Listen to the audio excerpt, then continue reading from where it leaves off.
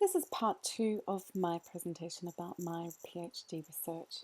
And we're moving from the broader context of my PhD and the literature, theoretical framework and methodology into what I actually collected, the data, the results of the study. The first thing I found was that there was a process of transition that happened between the English language school and high schools, or TAFE.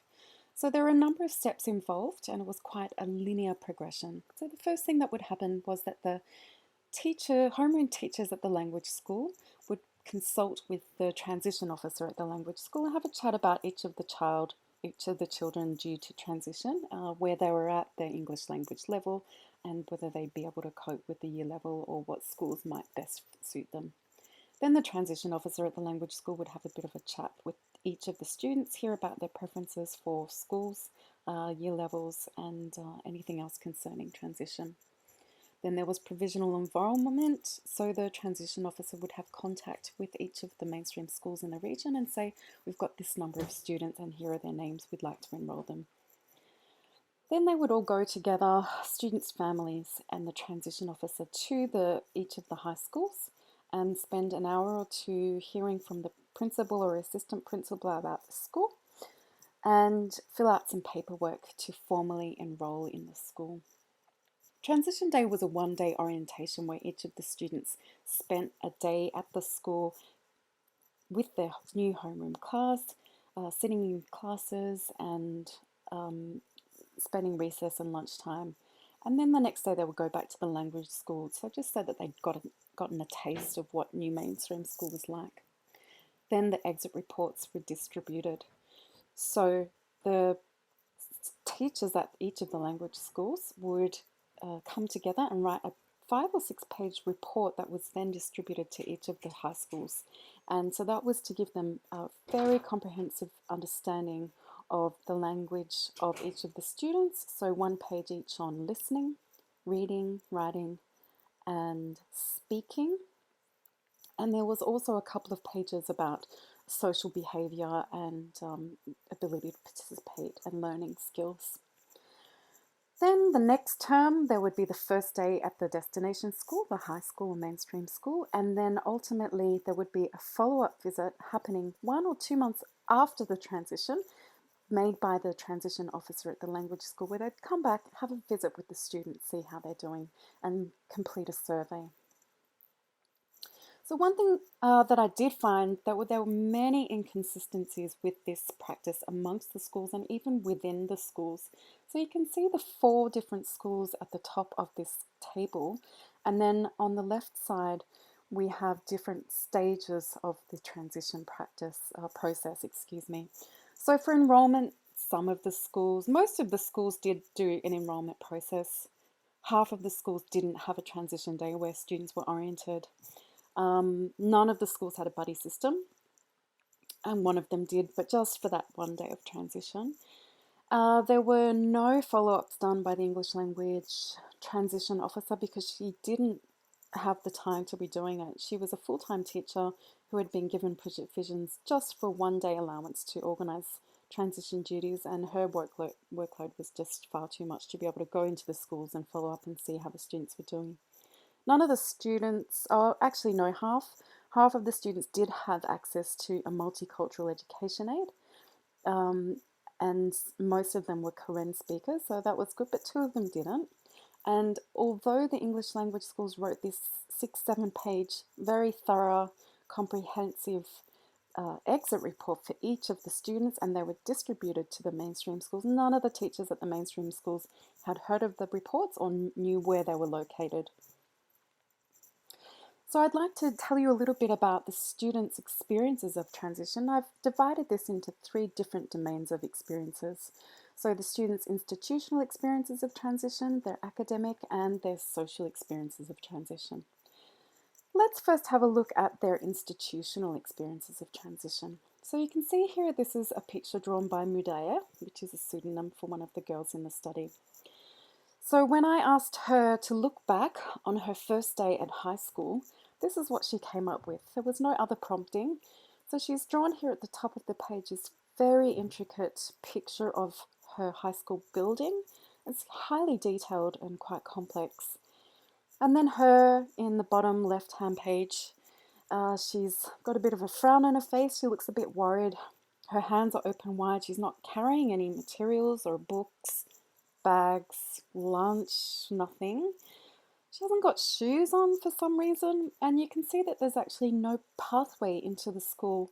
Not only that, there's this sense of isolation and loneliness without anybody around her. And here, in contrast, is another picture drawn by one of the young boys. He's put himself in the middle on the path to the school, and he's surrounded by a lot of students, his peers, playing around him, but he's not really part of it. So there's still, he's involved but not involved. He's wanting to be integrated and make friendships, but he's also feeling this sense of isolation in his school. So some of the things that the students said about their first day of school was, I'm not feeling happy, just scared and sad. Butterflies in my stomach. And then mixed feelings. They were nervous, but they were also happy to learn at a new school. One of the huge problems about mainstream school were the complicated timetables. Now, this is an example of like on the extreme of the continuum. So this school had a 2-week cycle and used many, many acronyms, but many of the students, all of the students didn't understand how to read their timetable, and they didn't get any assistance with it either. So one student said, I know that was the timetable, but I don't know how to read it. And a consequence of not being able to read the timetable is, one, you don't know who your teachers are, you don't know which class you're studying with, you don't know the name of the classroom or how to find it, nor which day or what time each of the classes is supposed to be on. So all of the students in the first couple of weeks of their schooling, they got lost, and some of the students actually got into trouble for getting lost. Let's look at students' academic experiences of transition.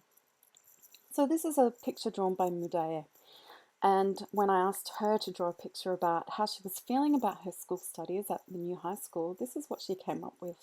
So she's got her hands behind her back in quite a very passive stance, got half a frown, half a smile. Her eyes are a little bit glazed over, got a flower in her hair. So there's this sense of kind of really passive, not very active, not a lot of agency, and there's no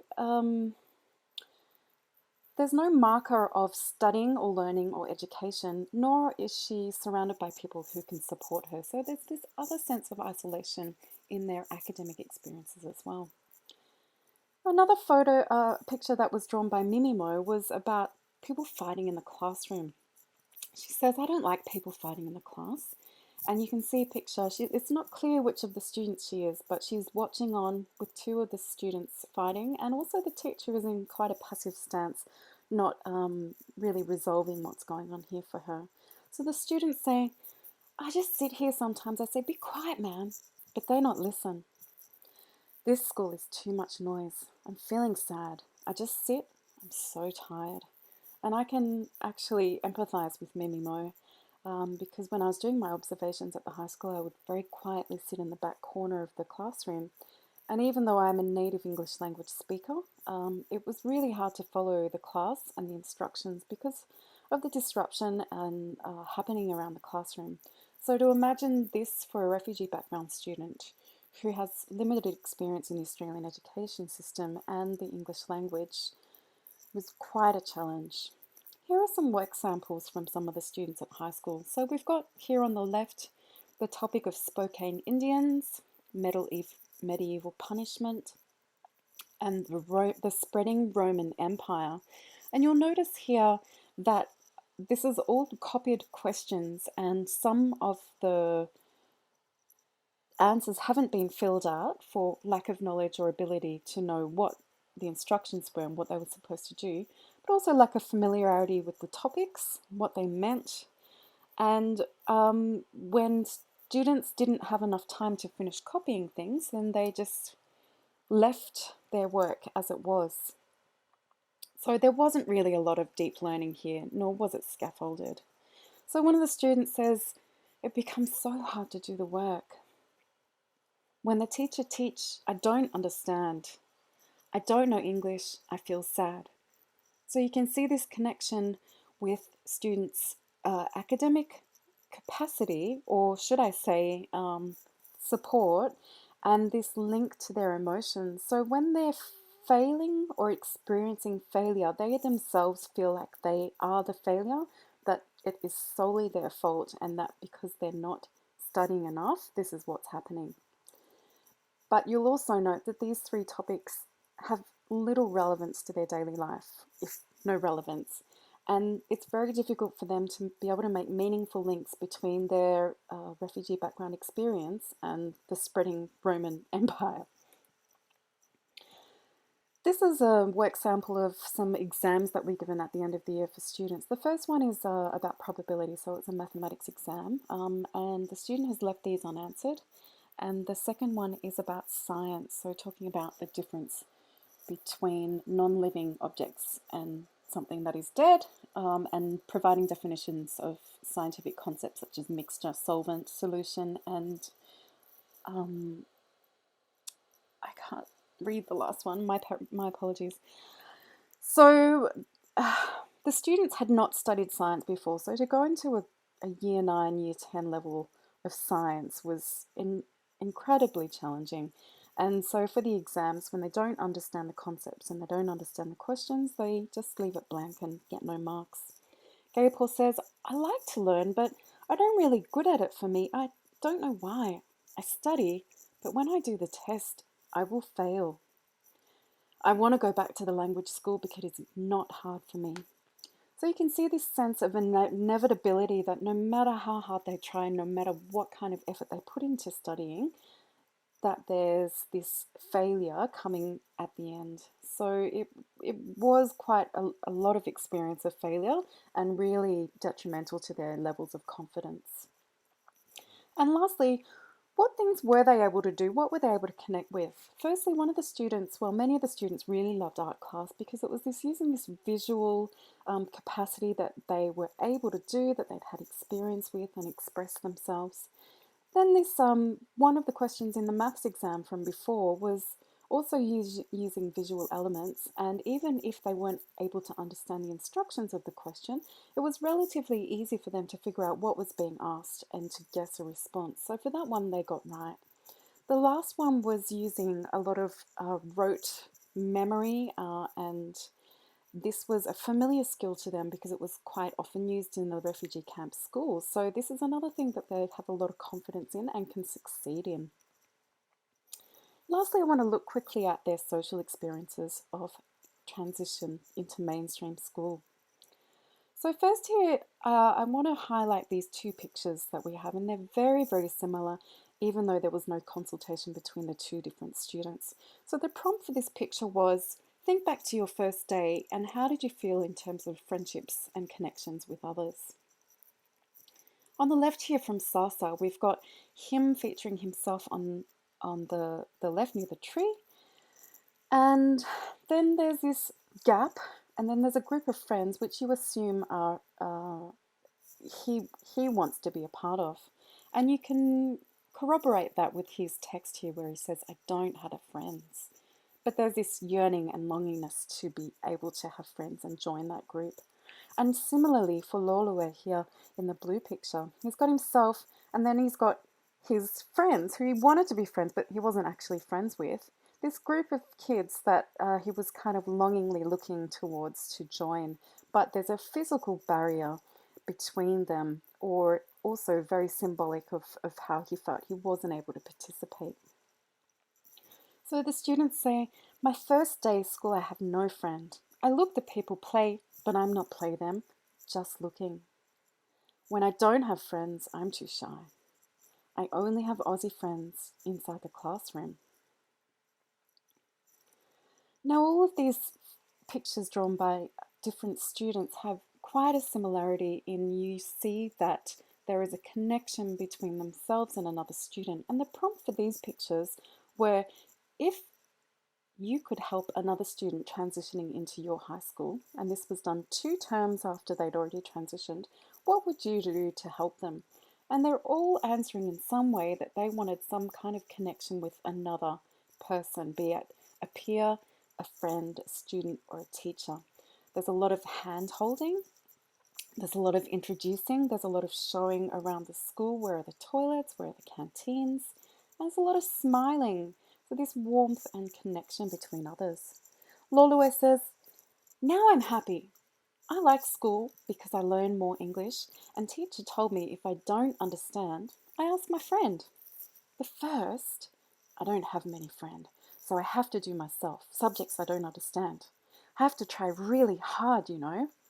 So he's talking about when he first went into school, he didn't have friends, and actually that link between friendships or even just plain connections inside the classroom had a huge impact on his academic ability.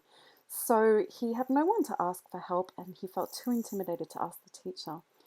But 2 terms on, he built some really solid friendships and he asked them for support when he needed it, and he felt much more confident in his academic ability. So now we've talked about the data and results, I'd like to move on to the so what, the findings. What does it all mean and how can we improve this system of transition for the learners?